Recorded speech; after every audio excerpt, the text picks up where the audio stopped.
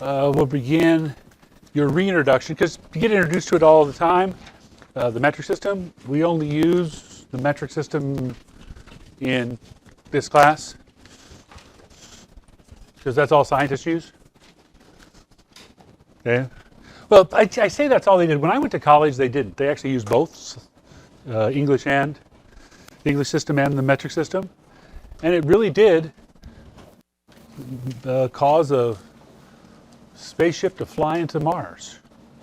They were sending a Mars lander, and the people who built the lander made it so it built the radar range system that detected how to use radar to bounce off the moon and tell how high up in the air it is. People who made that made it in feet and inches and miles in the English system. The people who wrote the software for it did it in the metric system. So the lander was supposed to fire its rockets at like 300 feet, or not, supposed to like 3 miles. But instead, it did it at 3 kilometers, and 3 kilometers is about 1.5 miles. So it fired its rockets too late. Because instructions say fire at 3. The people who wrote the instructions fire at 3 thought that they were doing it in miles. The people who wrote the software did it in kilometers, and a kilometer is smaller than 1 mile, so it fired its rockets just before it slammed into Mars. See the confusion when you use different units? And we have the wrong ones. We do. No, we do. And okay, here, let me convince you we have the wrong ones. Let me convince you. Well, first of all, numbers are only half of a measurement. We talked about the numbers with scientific notation, but they're only half a measurement. Okay.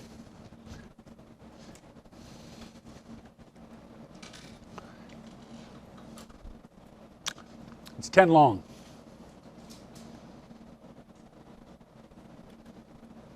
What does that tell you about it?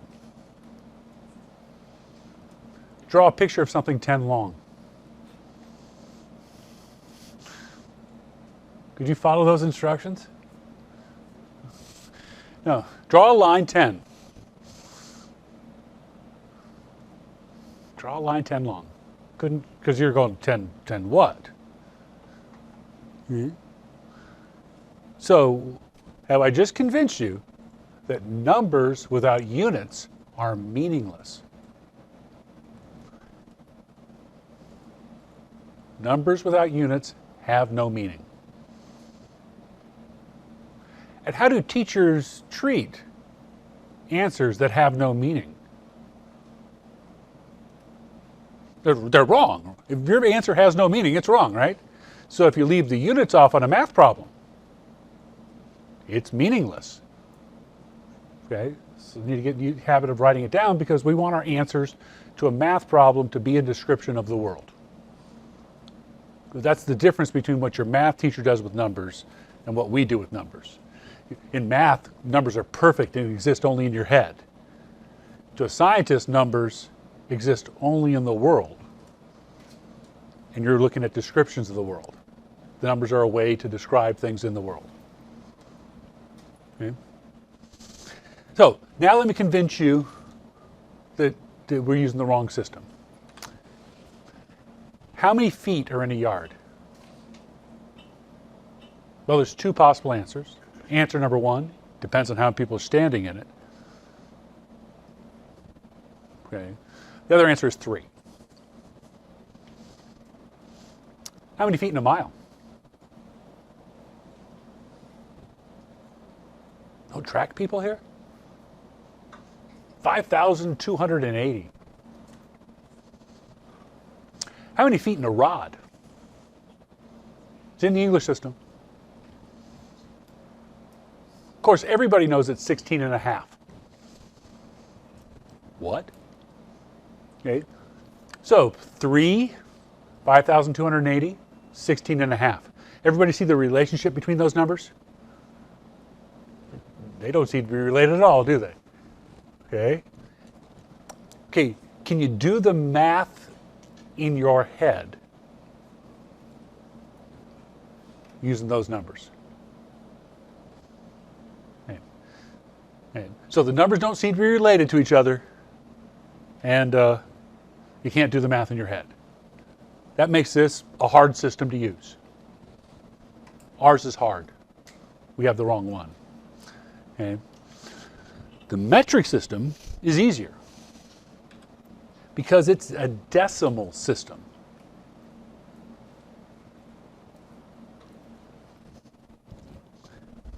And this decimal system ties actually pretty closely into that scientific notation. Because just like scientific notation was powers of 10, the metric system, every unit is some number of 10 times bigger or smaller.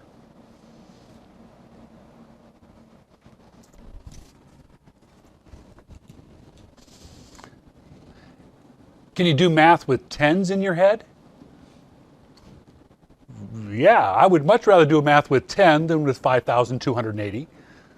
Or any number of tens than 5,280. I wouldn't mind if it was 10, 100, 1,000. That's a lot easier than 16 and a half. Everybody in agreement? Yeah. Okay.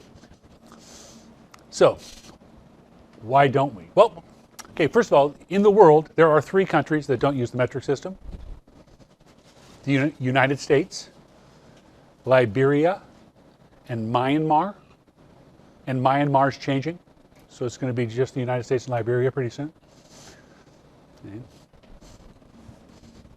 Okay. Metric system, where it came out of France in the middle of the French Revolution.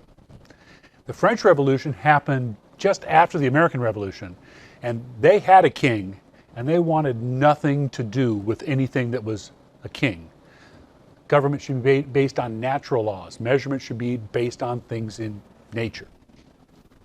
And they came up with the 10 system because they said, well, it only makes sense because we can do math with tens easily. They said, if we're going to set up a new system, we're going to set up a system that's easy to work with. Because the old system was awful. Okay. So they came up with this system, and instead of the foot, because there was a problem with the old system of the foot. Here's 2 problems with it. The foot was the king's foot. That's how long the foot was. It was how long the king's foot was. So when you got a new king, got a new foot, your measurements all changed. And when you cross from one country to another, the foot changed size. That's going to make trading really hard, right? So they didn't want anything connected to the metric system, so instead of foot, they picked meter. And as the natural distance, they picked 1/10,000,000th the distance between the United States, or not between the North Pole and the equator through Paris, France. That was the original definition of a meter, based on something in nature. So France was obviously the first country to go metric. What country was second? Any ideas? It was the United States. When Thomas Jefferson was Secretary of State, he signed a treaty with France that said the U.S. would go metric. And in fact, there's evidence of us going metric today. Okay? That evidence is our money. The United States was the first country to have decimal money. When we broke away from England, it was 20 pence to a shilling. The shilling and a pence was a guinea. I mean, bizarre pieces of where you changed coins. The United States was the first country to go decimal with their money. So we have a decimal point, right, in our money. The first people to have that. Fact is, you can go one more decimal point, because when you vote for taxes, you vote for millage. And millage is 1/1000th of the value of your home. Okay? Okay, so first people to go metric, France. Second, the United States. We've just been pretty slow about it. We do it the American way, which is hard and wrong. Okay, so a metric system is going to have two parts. A prefix, it doesn't have to have a prefix, but it has to have a base unit.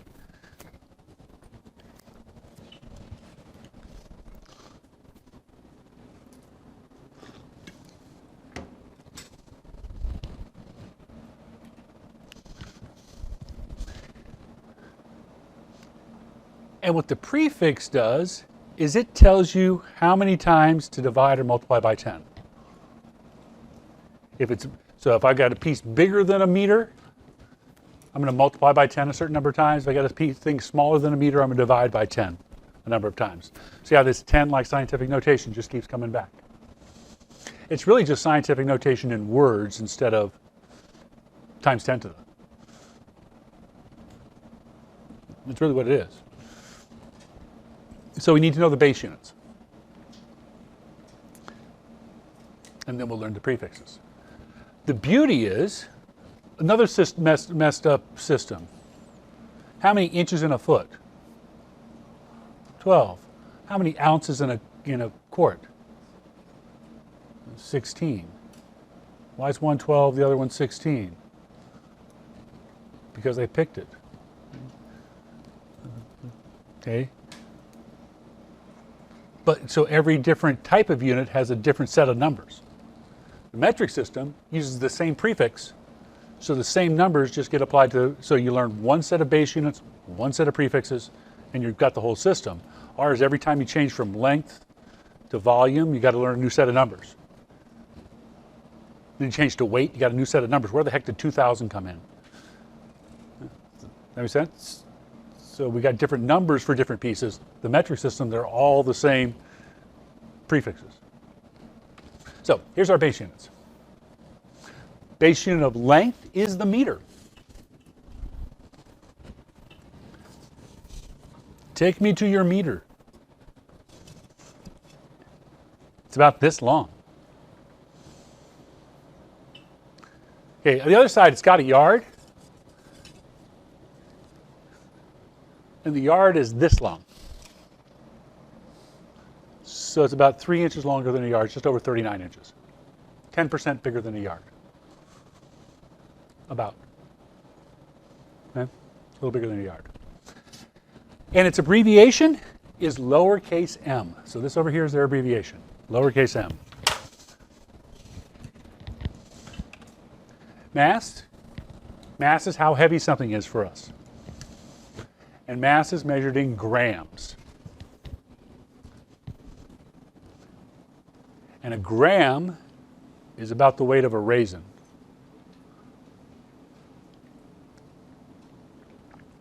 So a gram is a little weight. And its symbol is G. The base unit of time is the second. And its symbol is S. Time is the one place where they didn't go completely decimal. Well, they did. In France, they built decimal clocks. They took the day and divided it into 10 even pieces. And they took those 10 pieces and cut them into 10 pieces. And they took each one of those pieces and cut it into 10 pieces. So instead of the 60 minutes to an hour, they had 10 big pieces to an hour, then 100 little pieces to an hour, and 1,000 littler pieces to an hour. All tens. And they built clocks like that. And nobody watched them. Nobody looked at them. Because right across the street from the clock that was in decimal was the old-fashioned church clock that had it hours and minutes. So instead, we get the one with hours and minutes based on 60. So we're doing Babylonian math. The 60 comes out of Babylon, ancient Mesopotamia. So that's the kind of math we're doing when we're doing those 60 minutes to an hour. Because their base number was 60 in Babylon. Okay. Temperatures. The temperatures, the official one is Kelvin. We don't use it very often except in specific circumstances. The more common one is degrees Celsius. And the abbreviation for Celsius is, degrees Celsius is degrees C. And Kelvin is K. Now, I did not leave the degree off Kelvin. Kelvin does not get a degree sign. We'll learn what that degree sign and why Kelvin doesn't get it later. You'll notice that those symbols are capitalized. Everything's been smaller case. That's because they're named after people. So the ones that are capitalized are named after people. There's only one exception to that, and it's capitalized for a different reason. Okay? The energy is measured in joules. It's a capital J because of Robert Joule. I can't give you a common equivalent for a joule. You don't have an energy unit that you're comfortable with anyway. Volume, how much space takes up, is a liter. And a liter is about half the size of a 2-liter bottle.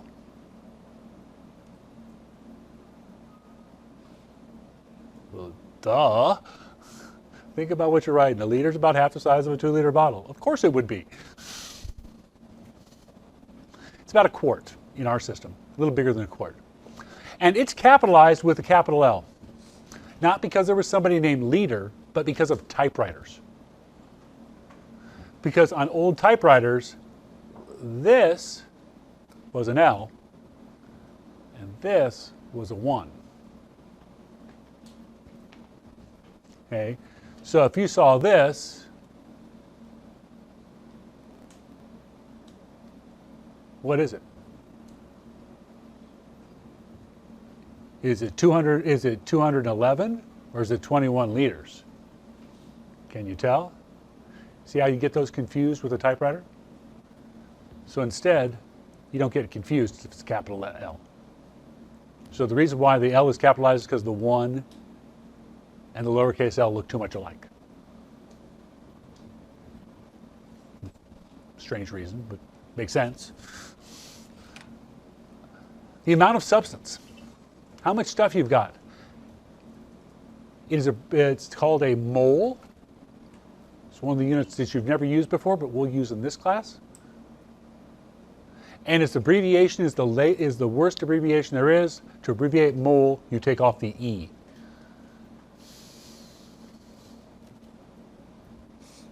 There. Okay. So those are going to be our base units. So we need to know about how big they are, because we're going to multiply or divide those by tens. Now there are a bunch of prefixes. I'll teach you the ones you have to know. On the homework, you may run into some other ones. There's a list in your textbook of the other ones. But I will teach you, I only need you to know maybe 7 of them. But there are others. Okay, first prefix is kilo. Kilo means 1,000 times bigger. So kilo is a big amount of stuff.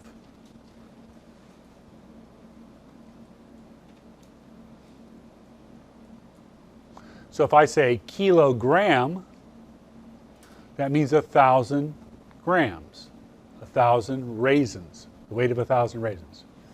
About the weight of a box of raisins. Okay, the abbreviation for kilo is lowercase k. Then I'm going to skip a few. The next one I need you to know is deci. Deci, like decimol. Move the decimal point, you're moving it by tens. So deci is 1/110th. So it's smaller than a kilogram. A decigram is smaller than a gram. It's 1/10 of a gram. Take a raisin, cut it into 10 pieces. One of those pieces would be a decigram. Take a meter, cut it into 10 pieces. One of those pieces would be a decimeter. Here's one that should be pretty obvious. Centi.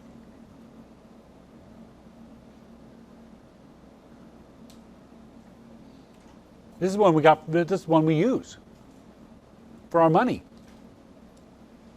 This is proof that our money is decimal, because we have dollars and cents, hundredths of a dollar. Right? Okay. A century is 100 years. So there's a pretty big reminder that cent means 100. 100th. Milli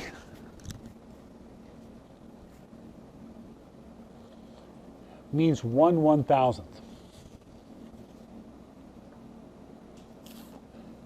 And since you're taking a foreign language, the only people taking ASL probably won't know this, but if you're taking Spanish, how do you say 1,000 in Spanish? Mil. How do you say it in French? Anybody here in French? The answer is mille. Just so you know, it's the same one, mille. Okay, it means the same thing. So mille, M-I-L, is tied to 1,000, just like our word mile. Because our the mile was originally defined as how far the Roman legion would walk in 1,000 steps. That's what a mile was. Because they had a really regimented step, so they would always walk the same distance in 1,000 steps. So as they went down the road, every 1,000 steps, they would put down a mille post. We would call it a mile post. Okay. Their mile was a little bit shorter than ours, but that's where the word came from. Okay, so kilo's a K, deci's a D, centi's a C, milli's an M, but we've already used a lowercase m before. Does that lowercase m mean meter or milli? Well, if I write 10 next to m, it's got to mean meter. Because if it's a prefix, that milli is going to be in front of something else. Versus 10 millimeters. So the first one is for the prefix, the second one is for the base unit. Reasonable? Micro? Micro means tiny. Micro means 1/1,000,000th. And they actually ran out of letters in our alphabet. So this letter, that backwards Y or the tail in front of the U, that is the Greek letter mu, lowercase. You're going to learn a little bit of the Greek alphabet this year because we're going to run out of letters over and over again because M's get used a lot. So instead of the M, we gave us this is our Greek. The Greek mu became our M. They just didn't make the tail they made the tails the same length. It eventually became our M over time, as people wrote differently with different equipment. Okay, that's where our M came from. Our M came from the Greek letter mu. But we need it here because we need a letter. So mu G would be micrograms. Okay. And the last one I need to know is nano.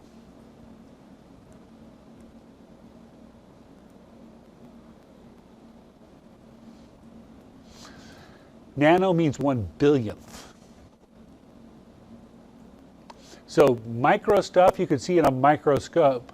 Nano stuff, you need a special kind of microscope to see that because now you're talking about individual atoms. Okay, so you're going to hear a lot about nanotechnology. Nanotechnology means that they're building stuff out of things that are nanometers across. So they're manipulating things like, so if you took this meter stick and cut it into 1 billion pieces, right?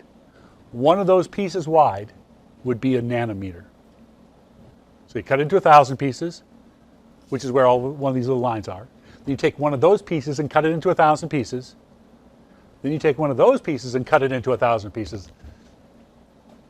And that gets you to billion. Okay? Pretty small. We measure atoms on the size of nanometers. So nanotechnology means they're building things with individual atoms, arranged in specific ways. And when you can do that, you can get some special properties out of them. So when they talk about nanotechnology, they're talking about nanometers, really tiny things.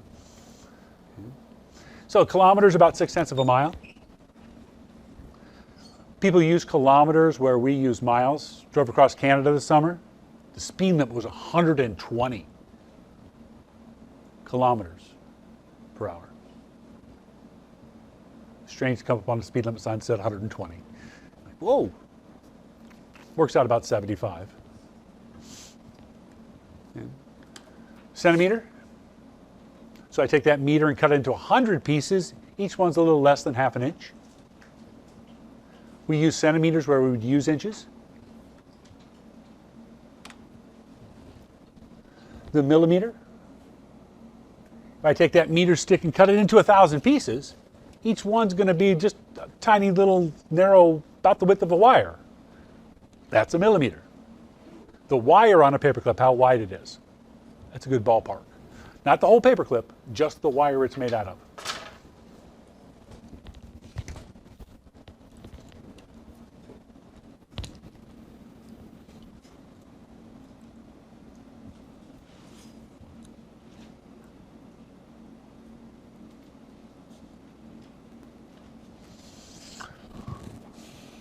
So, and those are the three we're going to use with, we'll be able to use all of these with meters.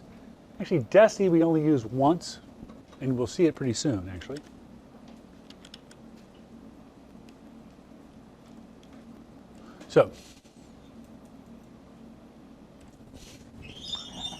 So volume.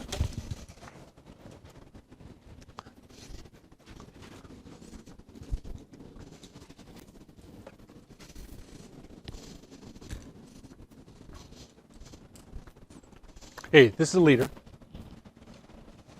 Okay. It's about 1/4 of a gallon, which is called a quart. Took me a long time before I realized they called it a quart because it was 1/4 of a gallon. Okay. So I use liters where we'd use quarts or gallons.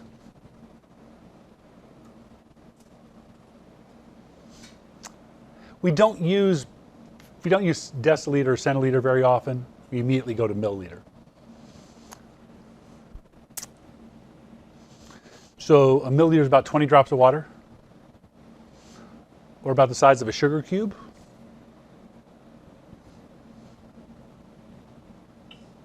So milliliter, 1/1000th of one of these is going to be tiny. How tiny? Well,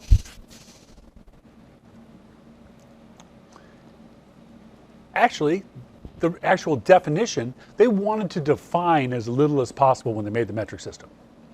They want as few definitions as definitions as possible.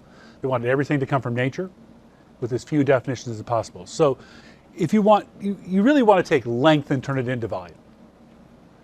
Okay? So volume, you can calculate length times width times height.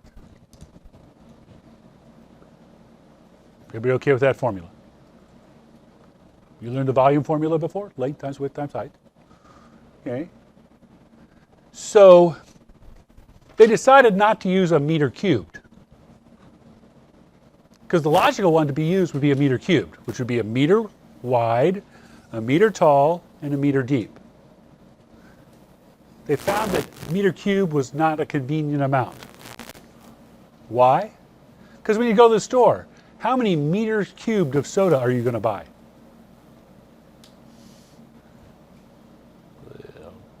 Since a meter cubed would be 500 2-liter bottles, you probably aren't going to buy very many meters cubed of soda, right? Meter cubed is just too big.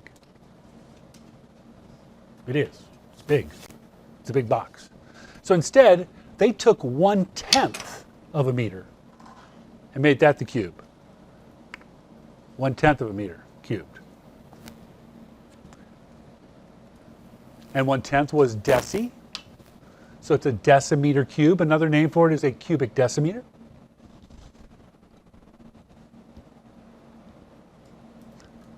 And 1 decimeter, 1/10 of a meter, is going to be 10 centimeters. 10 hundredths of a meter. 10 hundredths is the same as 1/10. Right? So a liter is 1 decimeter cubed. That means 1 decimeter times 1 decimeter times 1 decimeter, which is, a liter is 10 centimeters times 10 centimeters times 10 centimeters.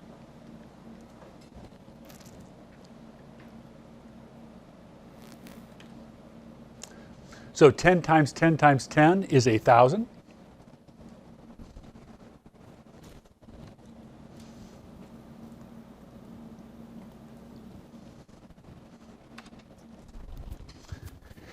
And 1/1000th of a liter, so 1 liter is 1,000 centimeters cubed. Are we okay with how I got 1,000 centimeters cubed there? 10 times 10 times 10 is 1,000. Centimeters cubes is centimeters times centimeters times centimeters. So just like x times x times x is x cubed, centimeters times centimeters times centimeters is centimeters cubed. Okay. Now I'm going to do algebra. I'm going to divide both sides by 1,000. That's okay to do, isn't it? As long as I do the same thing to both sides. So this cube is actually marked out. Every line on here is a centimeter. So it's 10 centimeters wide, 10 centimeters tall, 10 centimeters deep, which means one of these little corner cubes is 1/1000th of a milliliter. But we have a prefix that means 1/1000th. Milli. So a centimeter cubed and a milliliter are the same size. So a milliliter and a centimeter cubed are the same size, just written in different letters and measured with different things. I mean, because we measure milk with a measuring cup, we measure volume. But we measure boxes, we do length times width times height.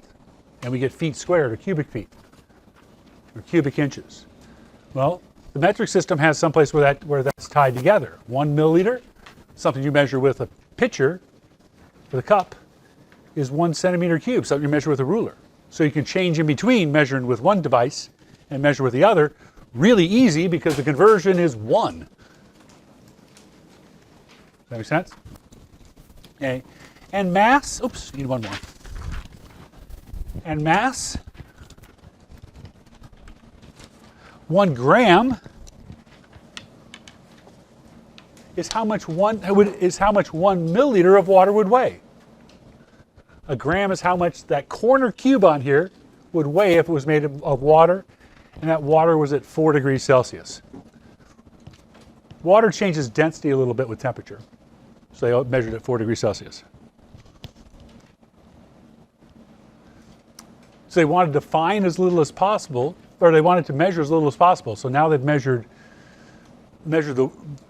distance and used that to find volume. And now they use the volume that they just found to find the mass using water as the piece. Okay? So if 1 gram equals 1 centimeter cubed, then 1,000 grams equals 1,000 centimeters cubed. Isn't that true? We have another name for 1,000 grams. A kilogram. We have another name for 1,000 centimeters cubed of water. A liter. So if you have a 1 liter bottle of water, the water weighs 1 kilogram. Got a half liter? That's half a kilogram. So you've got the homework. We'll carry on from here tomorrow and talk about how we change these units, how we change those prefixes. So calculator day again tomorrow. Bring your calculators or